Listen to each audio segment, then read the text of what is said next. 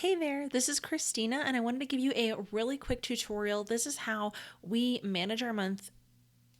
This is how we manage our money every single month. I really like Simple Bank, and their system is super simple. And I really like their cash envelope system, but of course, it's actually a digital cash envelope system. So you have all of the benefits of being able to use the envelope system without necessarily having to keep cash or worry about either losing it or feeling like you can spend it and then not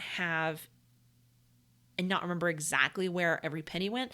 That's something that I really struggled with using the cash system. So, I here is how we do it. So we have each item in our bank account, each item in our bank account is called an envelope. Simple calls these goals instead of envelopes. So if you click into one, you can tell where we've spent money on car repairs, and you can see that I made a memo here that says that our goal is to keep around $2,000 in there. You can see that we've spent around $560-ish there. So we've spent a little bit of money in the past on some car repairs, not really a big deal. And then I would say that this fund has really helped us, especially while we were getting out of debt. One of the things that we did that was slightly different than Dave Ramsey's system is, instead of having just $1,000 in our emergency fund and then no other money in savings, what we ended up doing was having our $1,000 basic emergency fund, and then on top of that, our $1,000 car repair fund. We felt that that was really useful because it prevented us from having to dip into our savings.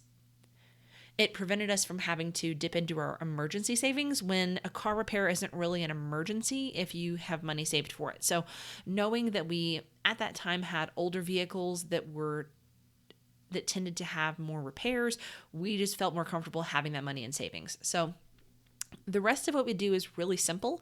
We have our money in savings, which we have actually cut back to $1,000 right now because we are saving up to move. So some of that money you can see here, and some of the things are goals that will change. One of the things that we've done is anything that's kind of an ongoing fund, we mark with a couple of asterisks. So you can see those here. The reason I mark them with asterisks is so that they go to the top, because everything will go in, because all of the goals show in alphabetical order. And that's really just the reason why I mark it that way. So what you can do is you can click into it and you can see what your goal is. So our goal is to have a year of expenses in there. Right now, we've cleared that out a little bit to take care of some other things. And right now we've cleared that out both to put extra money in savings for our moving, but then also to take care of some other large expenses. Then also we try to keep $100, maybe $200 for general health expenses. So if I need an essential oil, or if we have an unexpected insurance bill, anything like that, or if we need to take one of the kids to the doctor and there's a copay, we usually keep that around $100, give or take.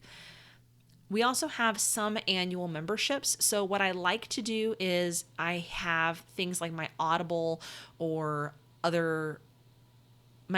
my Netflix that I pay annually. So what I do is, instead of trying to keep track of all of those, I just try to keep around $500 in this envelope, so that at any point, if those come out of our bank account, it's not going to hurt us. We're not going to miss it. And then throughout the next month, we'll just replace that money. So we are closing into the end of the month. So you can see that there are some areas where we've dipped below where everything is at its threshold. That's pretty normal. And so I think we had our Audible come out this month. So anyway, but we'll just replace that when my business money comes in on or around the first of the month. And then our eating out budget is something that I include as its own goal, because it's something that I tend to do a lot and can quickly take over all of our expenses. I really enjoy eating out, so I try to make sure that I'm monitoring that and making sure that I'm not going over budget. Everything else for our household comes out of this goal right here. So that's our utilities, our gas money, our regular grocery budget. anything that is not our rent, which has its own goal right here. So this includes our trash service, our internet. We don't have cable. It includes our water bill. Anything like that that's necessary for the regular running of our household comes out of this line item right here. And then also we have our moving fund. Obviously, that's a temporary goal that we don't normally have. And then our rent. Now, this is a really nice thing. Now, this is a really nice feature. What this actually is it's a goal where it will save up automatically the amount that we need. So for example, I know that every month we need $650 for the rent on our house that we're currently living in. And I know that that is due on the 1st. So what it does is throughout the month, it will save money each day from our shared safe to spend amount. So basically what your safe to spend amount is the amount that is available for you that is not in your goal. So you can see that this is our balance right here. And if you hover over it, you can see that we have some transactions pending. And this dollar amount right here is money that doesn't currently have a goal or any specific purpose.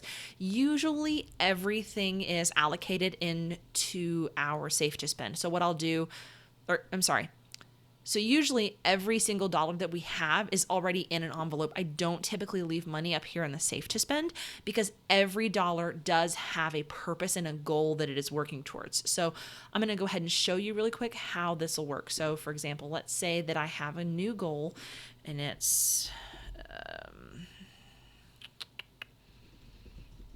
because you can never have too much washi tape. And then I'll hit next and I'll say, okay, what if I need $15? So I could either say, so if I don't have enough money in my safe to spend, which I don't because my goal would be $15 and my safe to spend is $12, it'll say, okay, what day do you want to have all of this money? And I would say, okay, I want to have it by tomorrow so I can order it. Of course, I wouldn't make a goal just for washi tape. However, for the sake of demonstration, that is what that would look like. So I would say create a goal and it would create the goal right here. Now, what if I wanted to create a goal that was like this? I could say I want $10 and I already have the money in my shared safe to spend, so I could do it this and I would save it right now.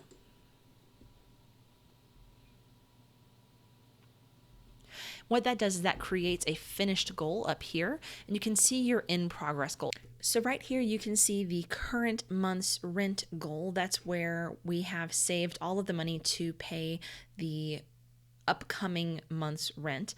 And what that will do is each month after the current payment is sent, so after Simple automatically mails a check to my landlord, it will create a new goal and I will show you what that looks like. Okay, so when you have an ongoing payment that is scheduled, for example, how we have our rent set up, it will create a new goal that looks like this. Now you'll notice that from the last segment of the video, my available balance has dropped some because it paid out my rent for January.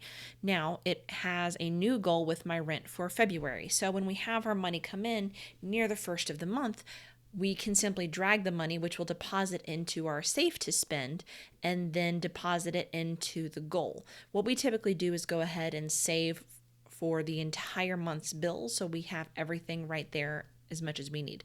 So that is how ongoing payments work. They are super simple and very, very easy. They make it very easy to automate your ongoing bills that don't fluctuate. And it's a really visual way to manage your ongoing expenses, which I really love. So Simple is definitely a bank account that I recommend. It's free to use. They don't have any ongoing fees. They don't have, as far as I'm aware, any minimum balance requirements. So I definitely love it. It makes it really easy for someone who is visual and wants to use something like the envelope system, but also prefers to have a digital system to manage all of their money.